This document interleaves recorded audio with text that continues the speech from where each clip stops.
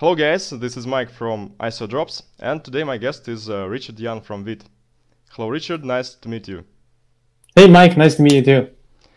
Okay, first of all, could you please introduce yourself and tell us your own personal story? As far as I know, you have a strong business background, including Wall Street experience.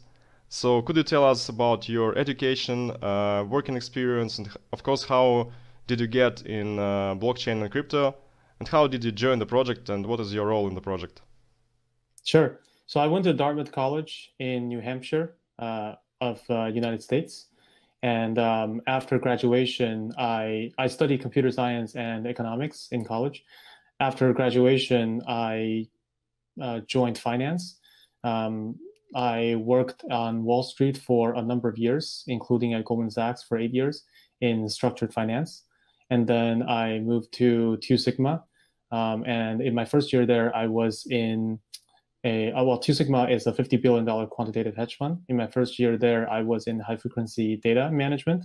In my second year, I was in business innovation and growth, which is basically a business incubator within the company. And I became interested in blockchain after being introduced to it by my friend Daniel Wang, who is the CEO and founder of Loopring, the most successful decentralized crypto exchange protocol out of China. And he introduced me to the opportunity of Vite. The company was looking for someone to be in charge of operations, both in China and overseas. So I've been friends with Daniel for a long time. The CEO of Vite was also a longtime friend and colleague of Daniel's. And I had a good conversation with the CEO and subsequently joined the team. Okay, great. So, according to white paper, in general, Vite is a next-generation high-performance decentralized application platform, which uses DAG ledger structure to meet the requirements of industrial applications for high throughput, low latency, and scalability, while taking into account security. That's a great That's right. definition to my mind. So, could you give us more detailed view of the project and reveal the concept and the main ideas that Vite is based on? Sure. So you're exactly right. Vite is trying to be a general purpose public blockchain. And we are trying to tackle all these different areas that you talked about: throughput, latency, scalability, and security. So the way public blockchain is, in my mind, is that it functions very much like an information highway. And for the highway to be useful, we want cars to be able to run on it. And in this case, would be DApps. And then the highway needs to be wide, it needs to be smooth, and it needs to charge a very little toll. And so those all translate into the various characteristics we previously talked about. So the way we are going to achieve this is through DAG plus smart contract plus snapshot chain. And I can explain what each means. So DAG stands for directed acyclic graph. It's a way of organizing the ledger. And there are various variants of it. The way we decided to do it is called the block lattice framework. And that architecture is something we inherited from Nano, previously known as Raiblocks. And then aside from that, what we're also adding to DAG is the asynchronous architecture. So basically, this actually leads into the second part, which is smart contract. So the way we're going to do smart contract is that we're going to decouple the invocation and the execution of a smart contract. Similar to in Ethereum, every smart contract has its own address. And then the transactions being performed on the smart contract is basically added as an additional block to the chain associated with the account. So with the way block lattice works is that every single account has its own chain. So instead of having one blockchain, you have many chains. And what we're going to do is that every smart contract also will have its own account. And then the transactions associated with that smart contract will be entries added to the chain associated with the account. So we believe that so the way it works is that the execution of these smart contracts will have a invocation and a execution leg. And then the caller contract will basically have a chain where the invocation transactions are added, and the receiver contract will have the execution part of the smart contract call being added as a transaction to its chain. Sorry, so that's the smart contract part. Not sure if I explained totally clearly there. And then the third part is something called the snapshot chain. So block lattice is known for its performance because every account or every smart contract has its own chain, and therefore the addition of blocks to one particular one blockchain, that problem is no longer there. So there's a lot less weighting involved. But one problem is the security deficiency associated with a snapshot chain. With the block lattice. Basically, some chains can be short and can be accumulating new blocks very slowly. And the problem with that is that then the data on the chain is subject to tampering. So basically, what we did was introduce the concept of snapshot chain, which takes a snapshot of the last transaction of each individual account every X seconds, concatenate the result, and produce a block to be pushed onto the blockchain. So this way, if someone wants to tamper with the most recent node off of a chain, off of any individual account, then the relevant block on the snapshot chain also needs to be tampered. And as time goes on, the cost for tampering becomes high. So that's the idea of the snapshot chain. So in summary, we're trying to tackle all those different things with DAG plus smart contract plus snapshot chain. So speaking about this eternal trilemma, decentralization, security, and scalability. Right. DAG-based projects are most likely on the scalability side, yeah? Correct. So what about decentralization and security? How Vite is going to deal with that aspects, and what is your secret recipe for the balanced solution? Yeah, so it's definitely a trade-off, right? So you're correct in the sense that if we're using DAG, we are very focused on performance, aka scalability. So the consensus algorithm we've decided to use is something called hierarchical depose, or HDPOS. And so because the reason why we decided to use depose is mostly because of its performance. So instead of having votes undertaken by nodes based upon the where the number of votes is proportional to the amount of holding in a POS scenario, with depose we get a small number of representatives or delegations, consensus group, that make the decision when account experiences forking. So this dramatically increases speed, but it does sacrifice the decentralization aspect. Now, from a security standpoint, as I pointed out earlier, we actually have Snapshot Chain, which resolves the deficiency of the block lattice framework. So the number of nodes that we've selected for the consensus group is actually 25. So that's actually not a huge number of nodes. But for example, for EOS, I believe they have 21. So with 25, essentially 1/3 of the nodes, these super nodes, master nodes, will need to be compromised before a collusion can successfully take place. But we believe that it's still difficult to do that. And there's also a voting mechanism involved. So the decisions of the individual nodes in the master node will be published real time. So whoever voting for the super nodes will be able to rely on that information before making their decision in the votes. So if there's collusion taking place, then these nodes will quickly be voted out. Great. There's already a number of projects based on DAG concept, including IOTA, Whiteball, Nano, and some other. Could you compare Vite to other DAG-based projects and specify what are Vite's unique features compared to this project? Sure. So I think out of all these projects, we're most similar to Nano. right? As I mentioned earlier, Nano uses something called block lattice in the way it organizes the DAG structure, and that's exactly what we're doing. However, none of these, to my knowledge, have implemented smart contract. And for me, for the evolution from Bitcoin to Ethereum is a quantum leap, and a big part of that is smart contract.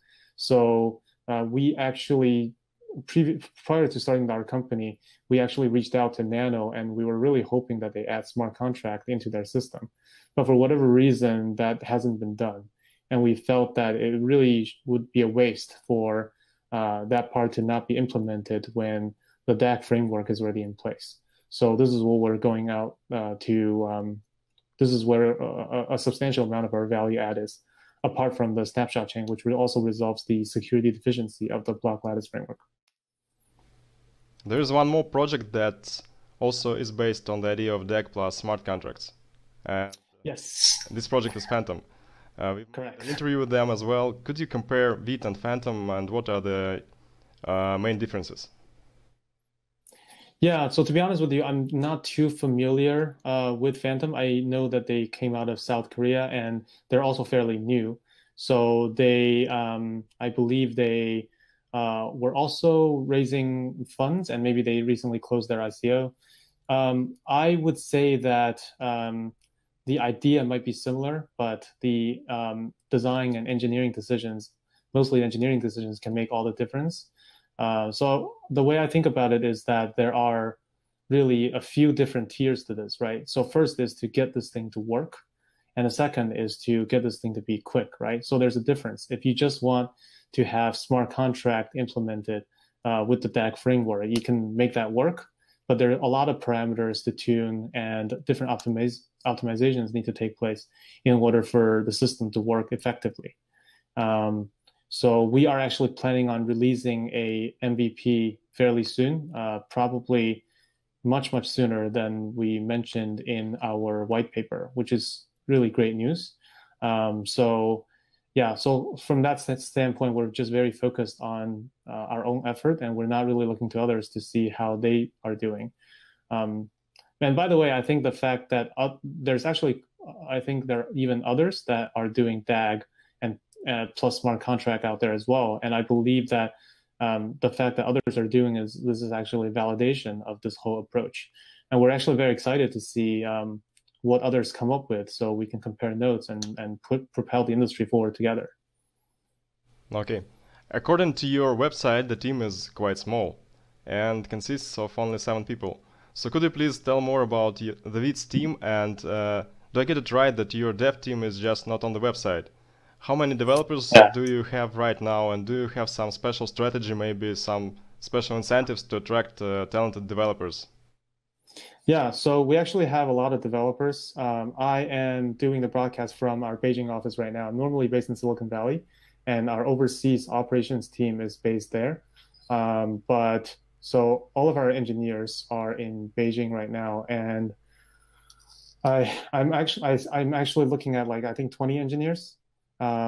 So that includes actually 20 technical staff, I should say. So that includes engineers, product managers, and QA. So they're full-time dedicated to us, working from like 9 o'clock to like 10 o'clock every day.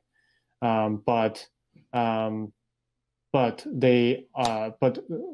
you know, from a governmental registration perspective, they're still associated with the old firm, and that's why they can't appear on our website. And then if we were to just list the smaller, if we were to just list the employees that are fully out of that system and be with us, that would still also invite a little bit of questioning. So, but I think soon, very soon, actually, I was actually just talking to the CEO yesterday, we will be able to release a large number of the developers' names on our website, because it's been some time since they've sort of taken a break from their original companies. Could you also tell about your advisors in general, and Daniel Wang in particular, who is a co-founder of Loopring, and what are the relationships between Vite and Loopring at the moment? Yeah, so from a personal standpoint, Daniel is a longtime friend of mine, and obviously a longtime friend and associate of Charles. They started one company together and they worked in two different companies together. And from a professional standpoint, Loopring is our strategic advisor. The Loopring protocol is something we are building into the Vite public blockchain. And one of our first apps will be a decentralized exchange. And the interface from a user standpoint will actually be a wallet. So Loopring has been tremendous in helping us with guidance, resources, and introducing human resources to us.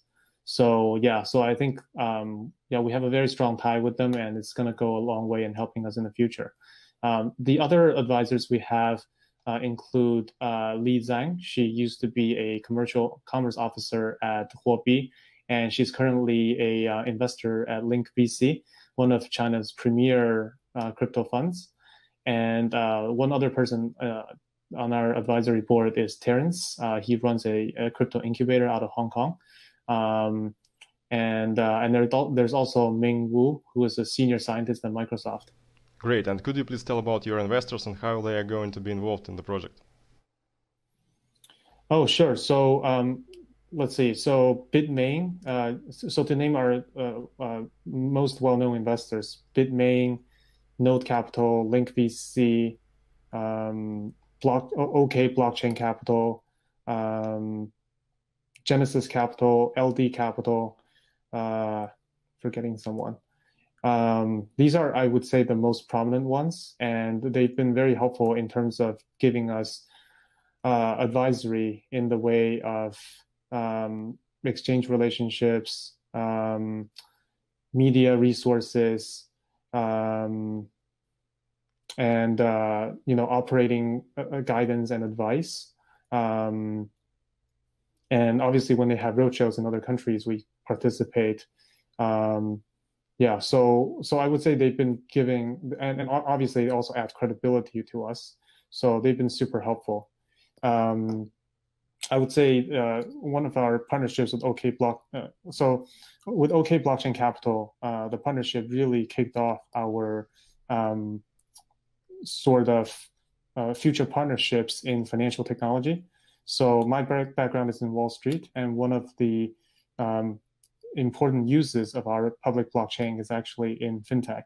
So things like digital banking, payment, financial data. We'll be tackling these in various partnerships to come. So the OK Blockchain Capital is step number one.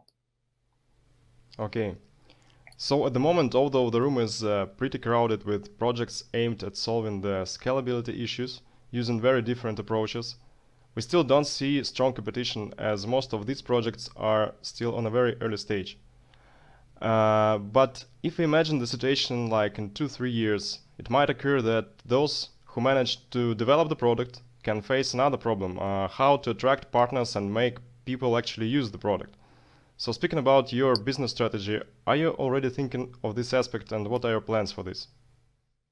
Sure. So in terms of partnerships, it's always good to start early.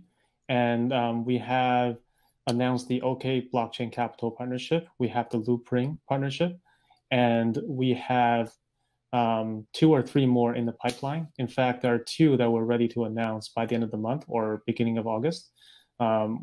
So these are related to the various financial technology sectors I previously talked about. So once again, these are in digital banking and payment. And then there's a third one, possibly in financial data, usable for asset management companies. And actually, there's another one that we're talking to right now, and it's related to fund management. So ways of leveraging smart contracts to dictate GP behavior by LPs. So we're definitely very active in that arena. We believe that it's very important to get our names out there and have people use our technology prior to releasing a full suite of API for developers to use. That being said, we will be coming out with a form of MVP very soon as well. So yeah, so we definitely have plans in that area, and we'll look forward to we'll be continuing to push that boundary. Great. Speaking about Vite's roadmap, at what stage is the project right now? What are your plans for the near future? And what is your long-term vision for the project? Where do you see the place for Vite's project in the forming blockchain ecosystem, like in several years? Yeah, so we have a very conservative timeline. So that means we try to err on the longer side in terms of time. And our CEO and tech partner and all of our team actually come from top-notch internet firms.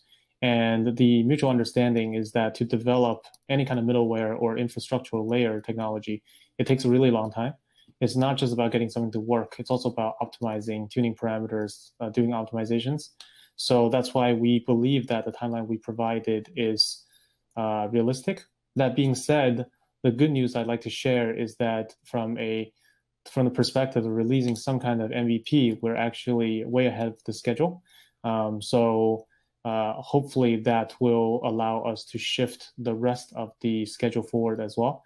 That being said, I do think that it is a very difficult challenge that we're trying to tackle.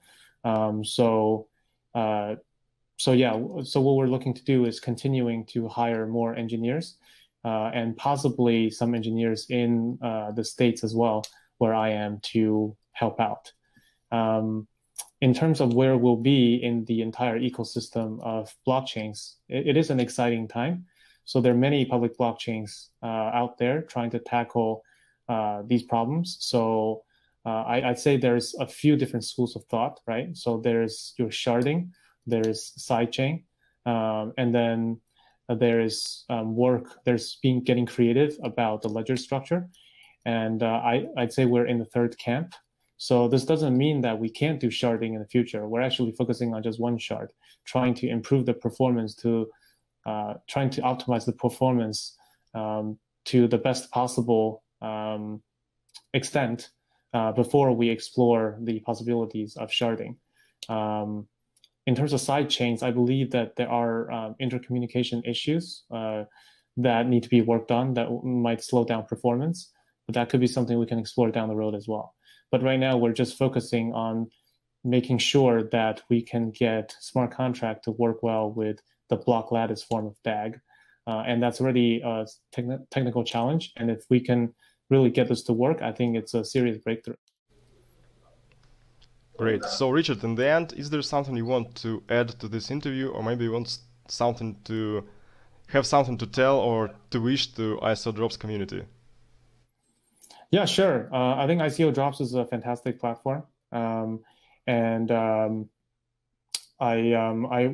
just wanted to maybe quickly talk about some recent development on our side. So we've done quite a number of AMAs with a number of influencers, but since my last one, we've actually made significant strides. So in terms of our team, we've grown significantly in size and hired different levels as well as types of engineering staff members. As I mentioned, we have product managers, QA, as well as engineers. And then in terms of development, we've obviously made a lot of progress since last time. I talked about the acceleration of the timeline for the MVP release. From a partnership perspective, I don't believe previously I talked about the digital banking, payment, financial data, and asset management side. And we are really firing all cylinders on the partnership side in financial technology. In the Silicon Valley office, we're actually we actually hired a few more members on the operations team, and we're looking to hire one more person to lead our overall operations and business development. So I'm actually very excited, and I look forward to perhaps having more to share with the ICODROPS community in the future. Great. Thanks a lot, Richard. Let me wish good luck to the Vite project from all the ICODROPS team. Thanks for watching, guys. Please subscribe to our YouTube channel, hit the bell button, and you will never miss next video. Have a nice day and goodbye.